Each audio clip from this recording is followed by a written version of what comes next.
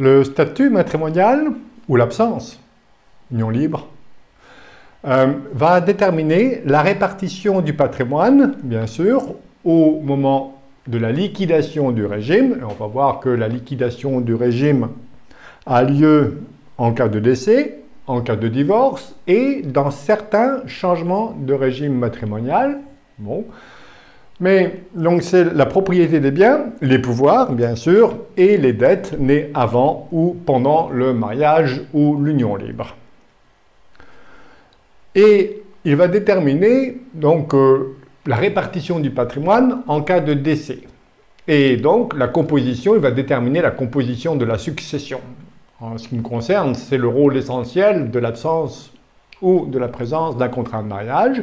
C'est de quoi se compose la succession. Et la succession dépend du régime matrimonial. Pour les régimes communautaires, eh bien, la succession se compose des biens propres du défunt et, sauf clause contraire, de la moitié des biens communs.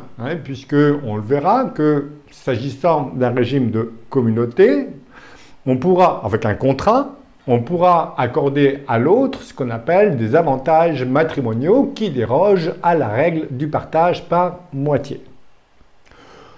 Lorsque on est en régime séparatiste ou en indivision, Pax, union libre, eh bien, la succession se compose des biens propres du défunt et de la moitié des biens indivis. Et là, on ne peut pas, sauf dans l'acte d'acquisition, où on peut mettre la quote-part de chaque indivisaire, mais on ne peut pas accorder à l'autre ce qu'on peut faire dans un régime de communauté, à savoir un avantage matrimonial qui, je le rappelle, déroge à la règle de partage par moitié.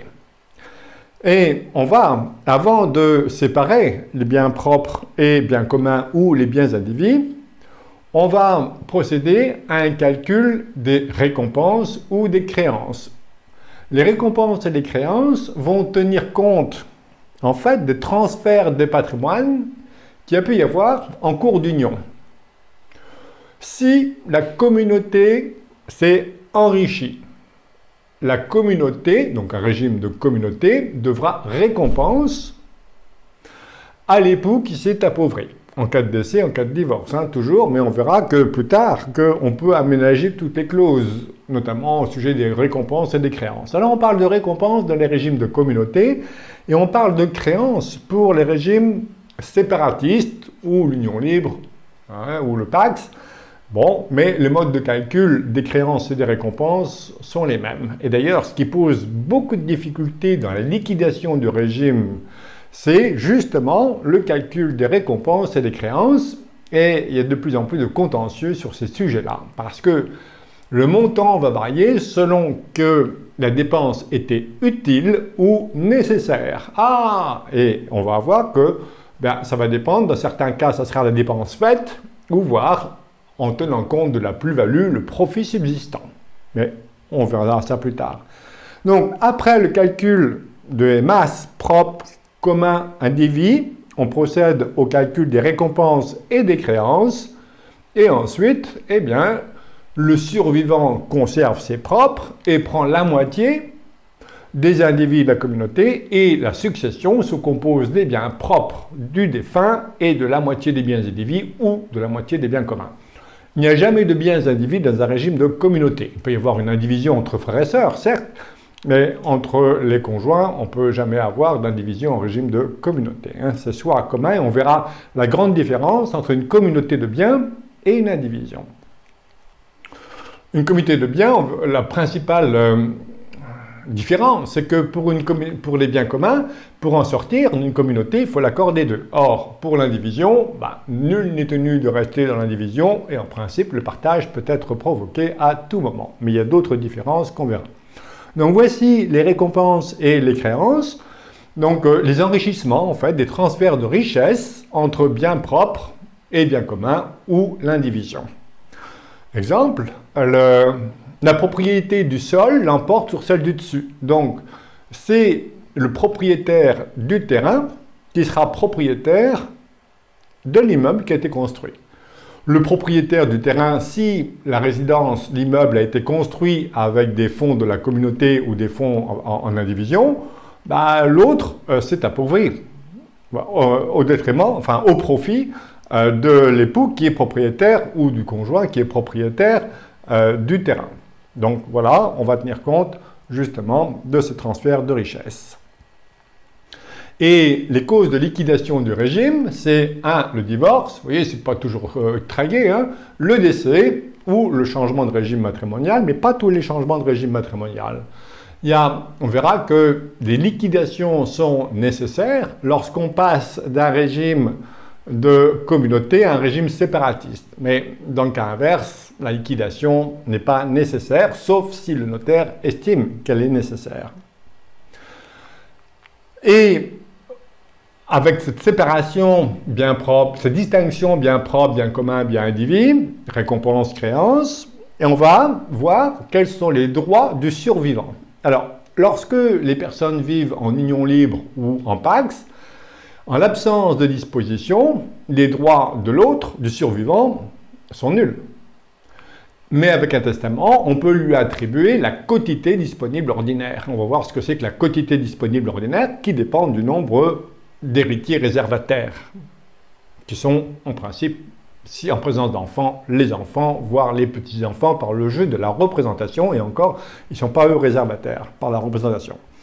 Et s'il y a un mariage, on va accroître les droits du conjoint.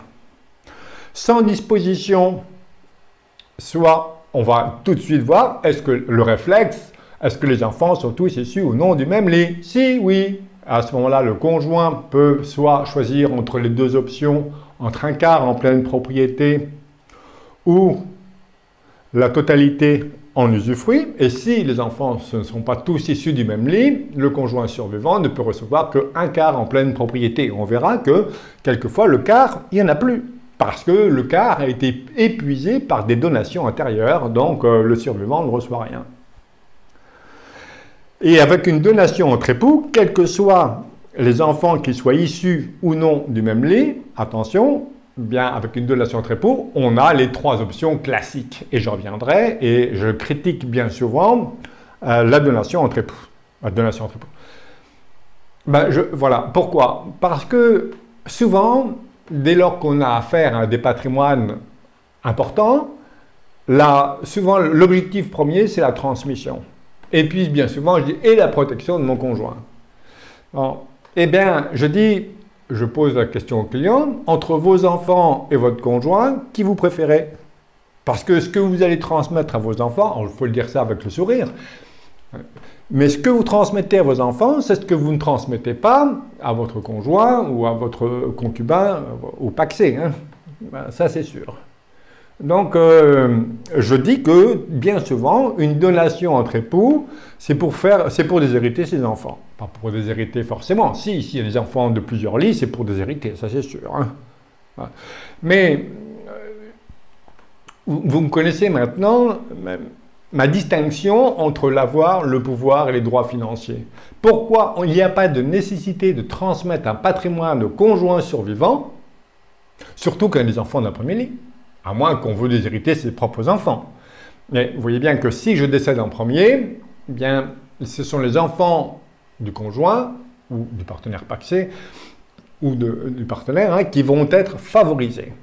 Donc, et je dis souvent que la société civile est un ersatz au contrat de mariage. Et je dis que le contrat de mariage, c'est qu'une affaire de philosophie. Du point de vue économique, du point de vue fiscal, c'est une catastrophe. Enfin, ça peut l'être, en tout cas. Voilà. Après, le client, bien souvent, il se dit « Ah, bon, vous avez raison, tiens. » Bon. Et on va en plus attribuer, en se mariant, au conjoint survivant des droits particuliers. Le droit de jouissance temporaire et gratuite du logement. Ah oui, mais ce droit-là, vous ne l'avez pas si vous avez une société civile. Le droit de jouissance temporaire et gratuite du logement, c'est, à mon avis, c'est rikiki, ça. C'est pas ça qui va protéger le conjoint. Juste la jouissance gratuite et temporaire gratuite. Le droit viager d'habitation également. C'est pas une méthode, ça, pour protéger son conjoint. Hein, puisque un droit viager d'habitation et d'usage est un droit qui est inférieur à celui d'un usufruit, par exemple. L'attribution préférentielle du logement, oui, ça oui, pourquoi pas. Et, encore, bon, et de l'entreprise, encore faut-il que le conjoint ait travaillé préalablement dans l'entreprise et éventuellement une pension alimentaire en cas de besoin.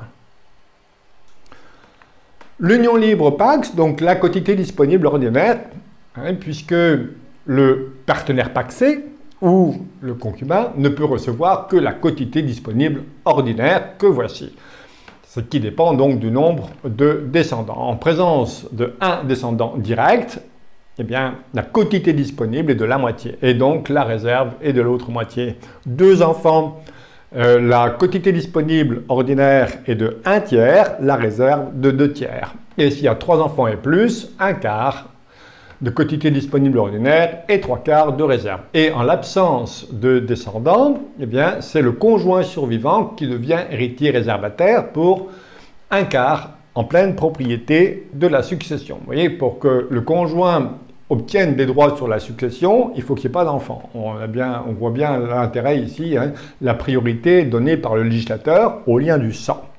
Et moi, c'est les liens du cœur qui comptent. Voilà, d'abord. Mais enfin, ça dépend du client. Et s'il n'y a ni descendant ni conjoint survivant, eh bien la quotité est complètement disponible. Il n'y a pas de réserve héréditaire et là on peut faire ce que l'on veut de son patrimoine. Après, bien sûr, reste la fiscalité. Et le défunt laisse des descendants, donc voici les droits du conjoint. Donc conjoint, quand je dis conjoint c'est marié, l'époux, sinon c'est réservé au conjoint. Eh bien, on a vu, est-ce que les enfants sont tous issus ou non du même lit? Si oui, soit la totalité en usufruit ou 1/4 en pleine propriété, sinon 1/4 en pleine propriété. Et avec une donation entre époux, eh bien, les droits du conjoint survivant sont accrus. Et un enfant, 2 enfants, la quotité disponible ordinaire, on l'a vu, qui dépend du nombre d'enfants, ou alors la deuxième, qui est la plus forte des quotités, 1/4, 3/4, ça peut être une catastrophe pour les clients, notamment chefs d'entreprise, d'avoir fait une donation entre époux, ou alors la totalité en usufruit, qui peut être aussi une catastrophe pour le chef d'entreprise, pour la pérennité de l'entreprise familiale. Vous voyez bien que souvent pour le chef d'entreprise, parce qu'on verra plus particulièrement la situation du chef d'entreprise, compte tenu du régime matrimonial et également des dettes, il y a plein de dogmes. Bien souvent, on dit « Ah, c'est un chef d'entreprise, la séparation de biens. » Donc, voilà. « Oh, la donation entre époux, c'est bien. » Ben non, parce que si l'entreprise représente 80-90% de la valeur totale du patrimoine et que le conjoint n'a jamais mis les pieds dans l'entreprise, bien, à ce moment-là, le conjoint va éventuellement prendre la plus forte des quotités, 1/4, 3/4. Et surtout, en plus, si c'est des enfants d'un autre lit, eh bien, tous les matins, les enfants seront nus propriétaires. Ils viennent éventuellement travailler dans l'entreprise pour l'autre, là. Situation vécue. Donc, soyons très attentifs. C'est pas parce qu'on fait des études en gestion de patrimoine qu'il faut toujours appliquer ce qu'on nous enseigne. Il faut avoir l'esprit critique. Et j'invite toujours je reviendrai, de faire une donation entre époux sur mesure. Sur mesure. L'union libre. Alors, voyons les relations financières entre les concubins, la répartition du patrimoine, les droits sur la succession et les calculs des droits de mutation à titre gratuit. Et on va voir un tableau comparatif, concubinage, PACS, mariage. On verra la fiscalité également à l'IR et à l'IFI et les séparations et les conséquences financières. Et 2 mots sur le logement des concubins, comment assurer le logement au profit du concubin. Alors, les relations pécuniaires entre les concubins, définition de l'union libre, c'est une union de fait caractérisée par une vie commune présentant un caractère de stabilité et de continuité entre 2 personnes de même sexe ou de sexe différent. Pas de formalisme et les concubins échappent aux devoirs imposés par le PACS et le mariage, et notamment le régime dit primaire des contrats du mariage. Ils ne se doivent en principe ni fidélité, ni assistance, ni secours matériel. Mais on va voir que, en fait, le juge a tendance à rapprocher l'union libre du PACS parfois et le PACS du mariage. Bon, et ça, c'est pas toujours une bonne affaire. Répartition du patrimoine. Durant la vie à deux, chacun conserve la propriété de ses biens, gains et salaires, et les biens acquis ensemble, et tous ceux dont on ne peut pas apporter la preuve de propriété vont suivre les règles de l'indivision. Il y a un défaut d'avoir indiqué dans l'acte d'acquisition la quote-part indivise. Eh bien, ça sera présumé moitié-moitié. Et les décisions de gestion des biens individes doivent être prises avec l'accord des deux concubins indivisaires, parce que la règle, c'est que les actes de disposition doivent être pris à la majorité des 2/3. Or, quand on est deux, les 2/3, c'est l'unanimité. Sauf pour le partage d'un bien qui peut être demandé à tout moment par un indivisaire. Droit sur la succession et droit de mutation à titre gratuit. Donc voici les droits sur l'accession, les droits juridiques d'abord, et bien sûr la fiscalité. Droit du survivant sur la succession, donc époux, pacsé, concubin. Montant de la succession, on l'a vu. Pour l'époux, les biens propres, plus la moitié des biens communs en régime de communauté ou la moitié des biens indivis dans les régimes séparatistes. Pour le pacsé, bien, comme pour les régimes séparatistes, la moitié des biens indivis, il n'y a jamais de biens communs dans le pax. Et le concubin, la même chose que pour le pax. La différence entre le pax et le concubinage, c'est uniquement au plan fiscal. Sans disposition, on a vu que l'époux pouvait avoir, si les enfants sont tous issus du même lit ou pas, un quart en pleine propriété ou la totalité en usufruit. Mais le partenaire pacsé ou concubin, sans disposition, n'a droit à rien. Et avec disposition, on a vu que le conjoint marié survivant pouvait avoir la quotité disponible spéciale du conjoint avec les 3 options, mais je rappelle que je reviendrai sur la rédaction de cette donation entre époux, et son importance, et le partenaire pacsé, comme pour le concubin, a droit à la quotité disponible ordinaire qui dépend du nombre d'enfants. Concernant le logement, un petit avantage du pax par rapport à l'union libre, donc, et avantage pour l'époux, mais à mon avis, bon, ça n'assure pas une protection suffisante pour le conjoint. Donc le droit temporaire de 12 mois qui est d'ordre public, on ne peut pas priver le conjoint survivant de ce droit temporaire de 12 mois. C'est la succession qui doit le payer. Alors que pour le pacsé, eh bien, le droit temporaire est de 12 mois sauf disposition contraire, on peut l'en priver et le concubin n'a droit à rien. L'époux sur le logement a le droit en principe sur la résidence principale. Encore là aussi de nombreuses jurisprudences sur la résidence principale. Donc un droit viager, le partenaire pacsé et le concubin n'a droit à aucun droit sur le logement. Il peut, le partenaire pacsé comme pour l'époux marié, éventuellement se voir avoir l'attribution préférentielle. Si c'est pacsé par un testament alors qu'il est de plein droit pour l'époux.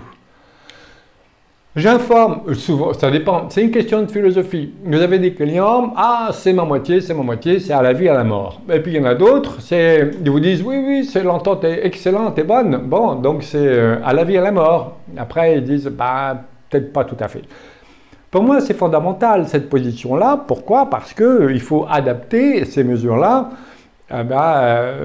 aux objectifs du client, quoi. Donc, méfiance. Et l'entreprise, bon, eh bien, il y a l'attribution préférentielle pour l'époux, le partenaire pacsé, s'il y travaillait, alors que pas pour le concubin. Alors, on peut parfois, dans certaines situations, informer les clients que le conjoint n'est pas héritier réservataire. Donc, on peut totalement le déshériter, et notamment des droits légaux. D'ailleurs, et ça, je ne le dis pas tout de suite comme ça, c'est une question après, j'ai identifié la philosophie de vie de mes clients, je dis, vous savez que... Et il y en a qui se regardent et qui disent, il faut que vite, demain, on appelle le notaire. Parce qu'ils sont dans une philosophie, ce qui est à toi, ce qui est à moi est à moi. Voilà, on ne mélange pas les effluves. Il faut être cohérent. Voilà, il faut de la cohérence. Là, récemment, il y a 2 jours, j'ai un client marié en régime de séparation, mais il se dit quand même, protéger mon conjoint, il faut quand même, ce serait bien le marier, mais elle a des enfants de la première ligne, notamment un enfant lourdement handicapé, donc je ne veux pas qu'il hérite. Alors je lui explique que les droits de conjoint, ça va ensuite éventuellement aller à son enfant handicapé, et puis il me dit, ah non, je dis, à ce moment-là, il faut vous marier, mais il l'a déshérité. Ah oui, mais attendez, psychologiquement, si elle découvre que j'ai déshérité, ce sera un drame pour elle. Non, je ne peux pas lui dire. Et donc, du coup, parce qu'il y a un avantage qu'on va revoir pour les personnes mariées, c'est la pension de réversion à la retraite. Ce qu'il n'y a pas encore pour le partenaire pacsé, ni pour les concubins. Donc, il voulait se marier juste pour avoir la pension, pour que son conjoint, sa conjointe, bénéficie de la pension de réversion. Et vous voyez que même si financièrement c'était intéressant, bien sûr, mais psychologiquement, c'était une solution écartée. Pour les droits de mutation à titre gratuit, voilà l'avantage du PACS, essentiellement fiscal. On a un abattement du vivant, donc pour les donations du vivant des époux ou des partenaires pacsés, on a un abattement de 80 000 € et un taux qui va de 5 à 45 %, mais surtout en cas de succession, l'exonération totale. Alors que les concubins, c'est du 60 %. C'est pour ça que la plupart des personnes passent un PACS. C'est au plan fiscal. Mais attention, parce que le PACS crée de plus en plus des obligations. Or, si les personnes ne sont pas mariées, c'est qu'elles ne souhaitent pas être mariées. Concubin partenaire, au premier décès, pas d'attribution préférentielle de logement familial, sauf pour les personnes pacsées. Aucun droit légal sur la succession, pas de quotité disponible spéciale du conjoint. Le concubin peut disposer de la totalité de son patrimoine qu'en l'absence de descendants et d'ascendants. Alors voici, il y a plusieurs solutions pour le maintien dans les lieux, le legs, la tontine, le legs, le testament, la tontine, le prêt à usage ou commodat, ou la société civile avec démembrement croisé, que j'aime pas du tout, mais ce que je propose bien souvent, c'est une société civile et compte tenu des jurisprudences qu'il y a eu encore récemment, eh bien, je vais insérer dans l'objet social la possibilité du prêt à usage ou commodat. Le prêt à usage ou commodat, c'est le prêt à titre gratuit. Donc je vais coupler, au moins pour la résidence principale, une société civile avec le commodat. La société civile peut prêter gratuitement la résidence principale à une personne qui n'est pas parente. C'est le seul moyen, c'est le moyen sûr d'assurer le maintien dans les lieux du concubin ou du partenaire pacsé survivant. Parce qu'il y a une jurisprudence qui dit que celui qui a profité comme ça, librement de la résidence, peut avoir une indemnité à verser ou les autres associés peuvent sortir de la société librement. Et donc, ça peut poser des difficultés. Et la fiscalité en cas de décès, les concubins 60%, alors que les époux et les partenaires pacsés sont totalement exonérés. Voici les droits de mutation à titre gratuit en ce qui concerne d'abord les donations et puis les successions. Donations, l'abattement de 80 000 €. Et pour les concubins, sans abattement et à 60%. Et le taux, sinon, entre pacsés et conjoints survivants et les époux mariés, varie de 5 à 45%. Fiscalité IR et IFI, impôt sur le revenu. Les concubins sont imposables séparément à l'IR. Les enfants sont soit communs ou ils ne sont pas communs. Pour l'IR, si les enfants sont communs, reconnus par les deux parents, ils sont comptés à charge soit par la mère, soit par le père. Et le parent pour lequel les enfants communs ne sont pas comptabilisés à sa charge peut verser à son concubin une pension alimentaire pour l'entretien des enfants et la déduire de son revenu imposable.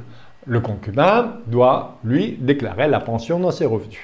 Si les enfants ne sont pas communs, eh bien, le concubin qui pourvoit aux besoins de l'enfant de l'autre peut les comptabiliser, les compter à sa charge pour le calcul du quotient, à condition que l'autre ne dispose d'aucune ressource ou de ressources faibles, selon la jurisprudence constante. En termes d'IFI, les concubins notoires font l'objet d'une déclaration commune à l'impôt sur la fortune immobilière. Et la situation est appréciée au 1er janvier de l'année d'imposition Et voilà ce que c'est qu'un concubin notoire. Il y a plein de jurisprudence, encore là récemment, qu'on va voir d'ailleurs. La jurisprudence concubin notoire suppose une communauté de vie, non seulement, mais aussi une communauté d'intérêt, qui suppose une relation stable et continue, connue des tiers, en particulier des autorités administratives diverses et des organismes sociaux. Donc, Cour d'appel de Marseille et le TGI Créteil. Concubin notoire et filles, communauté de vie et d'intérêt. Donc voilà la jurisprudence du 24 janvier 2022, Cour d'appel administrative de Paris. Regardez, donc réunion, conséquence, réunion des deux patrimoines pour les filles, donc avec les tranches les plus élevées. Le fait que deux personnes vivent dans des appartements distincts au même étage ne caractérise pas une situation de concubinage notoire, caractérise une communauté d'intérêt, mais pas une communauté de vie, donc pas d'addition des deux patrimoines, une résidence commune, plusieurs acquisitions immobilières en indivision, des impositions communes, des pouvoirs réciproques d'encaisser les fonds perçus lors de la vente d'un bien et des vies, et des assurances avec désignation réciproque. Eh bien, ça ne suffit pas à qualifier le concubinage notoire. Enfin, séparation et ses conséquences financières, apporter la preuve de propriété des biens, et c'est celui qui prétend être propriétaire du bien toujours d'apporter la preuve, quel que soit le régime matrimonial. Et on a vu que les biens dont on ne peut apporter la preuve de propriété suivent les règles de l'indivision, moitié-moitié. Ils seront partagés en fonction de la quote-part payée par chacun ou par moitié en l'absence de preuve. Alors, c'est une erreur ici, ils ne sont pas partagés en fonction de la quote-part payée, puisque, ça il faut que je modifie, il y a une modification ici, page 25, c'est ce qui va figurer dans l'acte, tout simplement. Et si ça suit le régime de l'indivision, présomption d'indivision, si c'est la présomption d'indivision, c'est moitié-moitié. Voilà. Ce qui compte, c'est la quote-part qui est inscrite dans l'acte d'acquisition, indépendamment du financement. C'est ça qu'il faut rectifier. L'acquisition d'un bien indivis par des concubins et remboursement de l'emprunt, ici quelques jurisprudences, et remboursement de l'emprunt par l'autre, à intention libérale et non pas créance. Donc le concubin ayant remboursé l'emprunt ne peut rien réclamer. Si c'était une créance, il y aurait de quoi réclamer. Dès lors qu'il y a une intention libérale, à ce moment-là, c'est une donation, et donner, c'est donner, reprendre, c'est voler. Donc, revirement de la jurisprudence. Acquisition de la résidence principale en indivision et remboursement de l'emprunt par un seul des concubins, dépenses de la vie courante qui n'ouvrent pas droit à créance. Préciser dans l'acte la répartition des dépenses courantes. Alors voici, et là aussi, virement de la jurisprudence. L'union libre tend à se rapprocher du mariage, du régime primaire au moins. Donc voici l'arrêt de la Cour de cassation. Acquisition en indivision d'un bien immobilier par deux concubins. Un seul des concubins rembourse le prêt. Le concubin se sépare. Celui qui rembourse le prêt demande la reconnaissance d'une créance envers l'indivision au titre de remboursement de l'emprunt, refus du juge qui souligne l'existence d'une volonté commune de partager les dépenses de la vie courante. En union libre quand même. Voilà. Donc le concubin doit continuer à rembourser la dette. Construction sur un terrain de l'autre. D'une part, le propriétaire du terrain peut obliger l'autre à enlever les constructions qu'il a réalisées ou les conserver moyennant une indemnisation. D'autre part, les concubins doivent supporter les sommes exposées pour les dépenses de la vie courante. Vous voyez, les dépenses de la vie courante, voilà, encore, ça se rapproche du régime primaire des contrats de mariage, ou du mariage, plus exactement. Le financement par l'un des constructions sur le terrain de l'autre peut constituer un mode de contribution aux charges de la vie courante qui n'entraîne pas une indemnisation relative aux constructions. Et toc. Et ça peut... Éventuellement, la séparation peut conduire, dans certaines situations, par le juge de décider de verser une indemnité pour faute. En cas de conflit, le concubin évincé peut prouver le caractère fautif de la rupture. Alors, voilà, c'est libre appréciation du juge. Surtout lorsqu'il y a des enfants issus du concubinage. Alors, quelques situations particulières prélevées dans la jurisprudence, promesse de mariage non tenue, abandon d'une compagne enceinte, abandon d'une compagne sans ressources à qui on a demandé de se consacrer au foyer et à l'éducation des enfants, déménagement du mobilier, ça c'est ce qu'on voit dans les films de temps en temps, vous voyez, ce qui passe par la fenêtre, en l'absence de l'autre qui n'a pas été prévenu, non-rémunération du concubin qui a participé à l'activité de l'entreprise et de son compagnon, voilà. Et il peut y avoir aussi un juge qui décide qu'il y a une société créée de fait entre concubins ou l'enrichissement sans cause.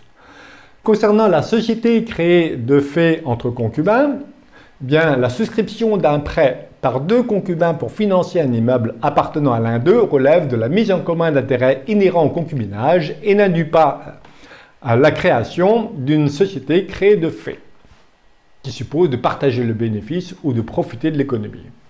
Et l'enrichissement sans cause, c'est le paiement. L'enrichissement sans cause, vous avez la définition en bas de page. Une personne s'est enrichie au détriment d'une autre qui a droit à être remboursée. Et l'appauvrissement corrélatif ne trouve de justification ni dans une convention ou une libéralité, ni dans une disposition légale ou réglementaire. Donc, exemple, paiement d'une soulte due à la suite à l'attribution d'un logement résultant d'un divorce, intention libérale et non pas enrichissement sans cause. Si c'est une intention libérale, on ne peut rien demander. Hein. Donner, c'est donner.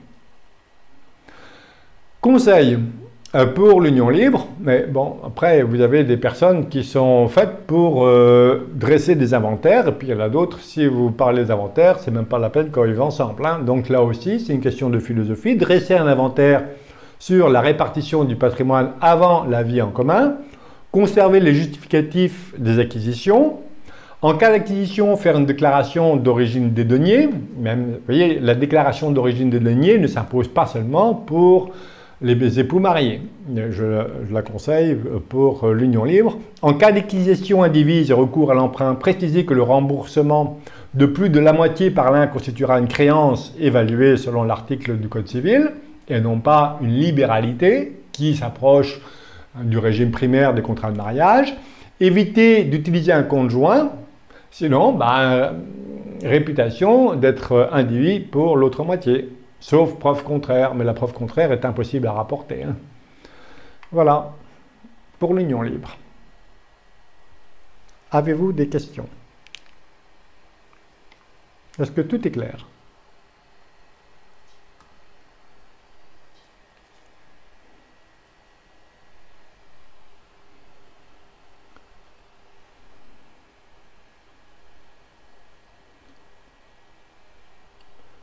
Vous arrive-t-il de proposer l'union libre, le contrat de mariage dans vos conseils?